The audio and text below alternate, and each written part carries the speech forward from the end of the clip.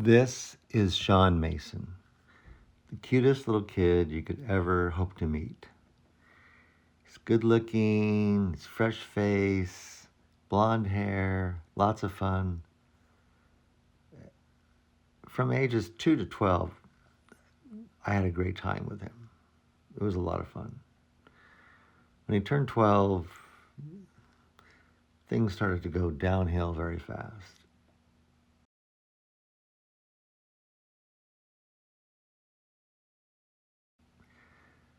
This is Sean Mason today. I think he's 35 years old. Sean started doing drugs when he was 16, 17, 18. Got hooked on meth when he was 19. And since then, he's just roamed the streets of LA. Occasionally he worked. Occasionally there was moments of him getting off drugs. But the majority of the last 18 years, he's been just looking for drugs. And that could be pot, alcohol, meth, LSD, heroin. I don't know if he does fentanyl. I mean, hair's pretty dangerous. But that's been his life.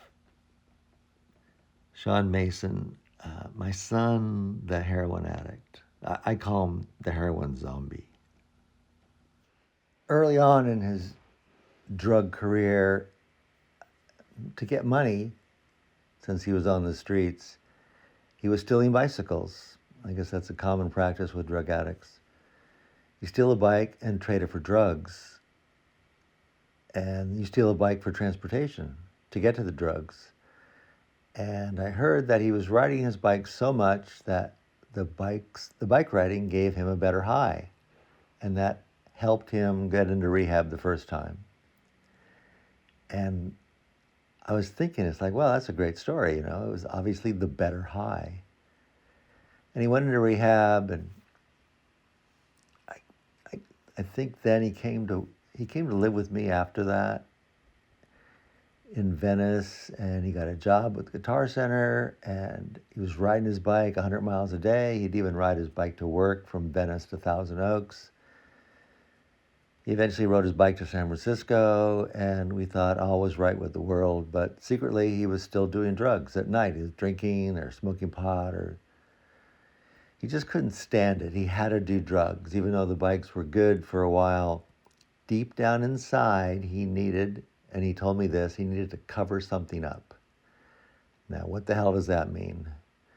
But anyways, he quit his job, and he moved in with a friend in Koreatown, and they just did meth all day long. So I'm trying to remember. I'm trying to look for a reason why he was a drug addict.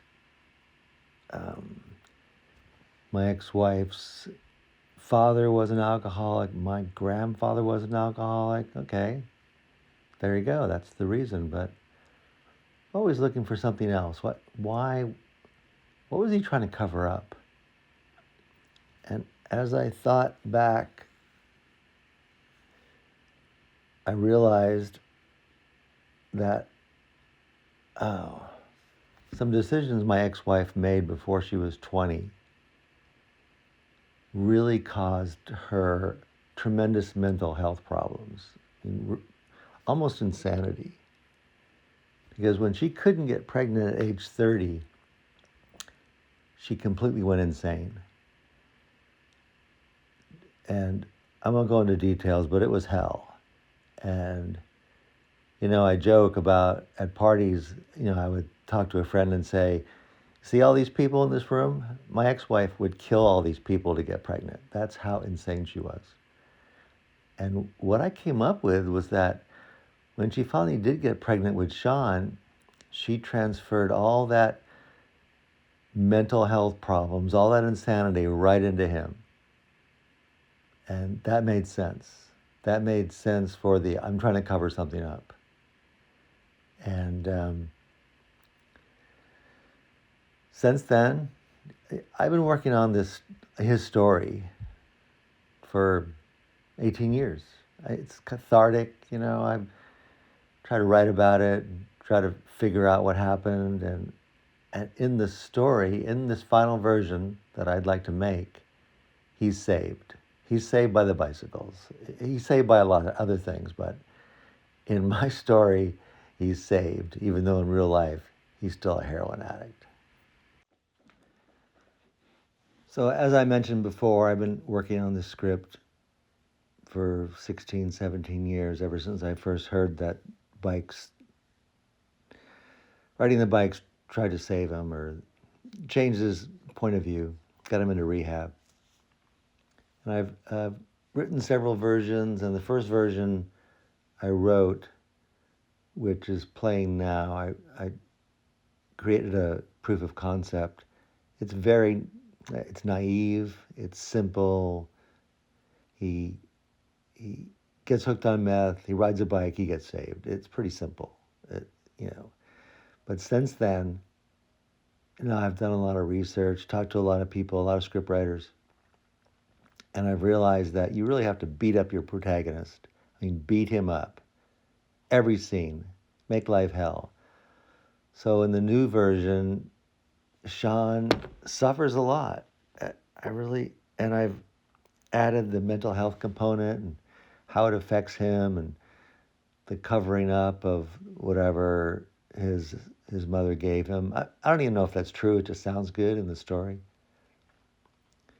So at the moment, I am trying to raise $60,000 with this Kickstarter page to film 5 scenes, because Angel Studios will not look at any new material unless you bring 5 well-constructed, well-filmed, edited, beautiful 5 scenes together.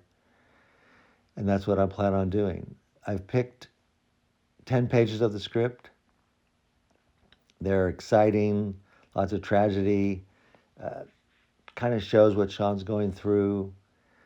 And with $60,000, I should be able to create these 5 or 6 scenes and get them to Angel Studios. And if they're uninterested, well, at least we'll have 5 scenes to shop the movie around. So I appreciate your help. $60,000 is a lot of money, but I really think I need that much to really get the most out of these pages that I've selected. So thanks for your help, and I'll be talking to you soon. Thank you.